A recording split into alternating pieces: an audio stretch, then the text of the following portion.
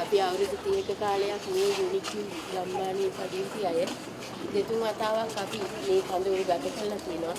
දැනට අධි අවදානම් කලාපයක් හැටියට අපි දෙතින් යන දාලා කරලා තියෙන්නේ පවුල් 56ක් ඉන්නවා ජනාධිපතිතුමනි. මේ ඔක්කොම එතනද?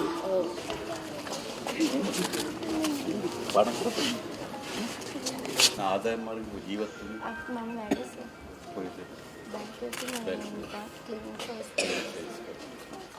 අනිත් අය මොනවද කරන්නේ? කුලි වැඩ කරනවා. එදාට වැඩ කරන එක තමයි. අපේ තියෙන එකම සැලසුම ඉඩමක් ලබා ගැනීම තමයි. ඒකේ ආපෝ පදිංචි වෙලා යන්න බෑ එතන. යන්න බෑ. ඔව්. ස්ථීර විසඳුමක් හොයාගන්න ඕනේ නේද? ආයෙත් එන්ට යනවා. ආයෙ වැස්සක් ආපුවාම එනවා. ඒක තේරුමක් නෑ නේද? දැන් අපි දිසාපුත්තුම කෙනෙක් ඉඩමක් හොයාගන්න පුළුවන් නේද? ඔව්. ඉඩම හොයාගත්තම අපි සල්ලි තවන්න එතන ගෙවල් ටික හදාගන්න. මට කියන්නක අවශ්‍ය ප්‍රමාණය අපි ඒක ඉස්සරලා දෙන්න. අලුත් ගෙදරක යන්න බලාගෙන ඉන්නකොට.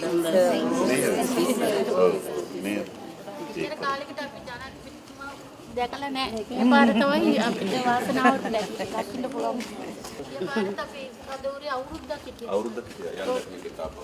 ඔව් ආයෙ යන්න කිව්වා. ඒක කවුරුත් ඇවිල්ලා බැලුවේ නැහැ සර් අපිදී. අනවසර ඉඩම කියලා අපි පවුල් 85 ඉන්නවා. මෙච්චර කාලෙකට පවුල් තාවේ නැහැ. මාසෙකට සැරයක් වැස්සක් යට වෙනවා. මේ සැරේ සම්පූර්ණ යට වෙනවා.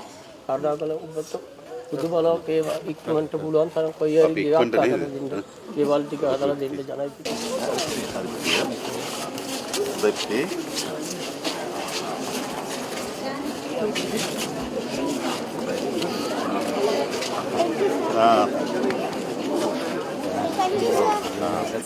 ඔව් අපි ළමයිගේ අවශ්‍ය වෙන භාණ්ඩ පොත්පත් මිලදී ගන්න අපේ රුපියල් 25000ක දීමනාවක් දෙන්න තීරණය කළා තියෙනවා. ඒක ඉක්මනින්ම ලැබෙයි.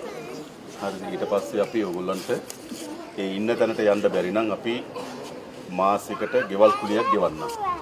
උතර ගෙදර නේද? වයසනක් හොයාගෙන ආරක්ෂිත තැනකට යන්න එපානේ.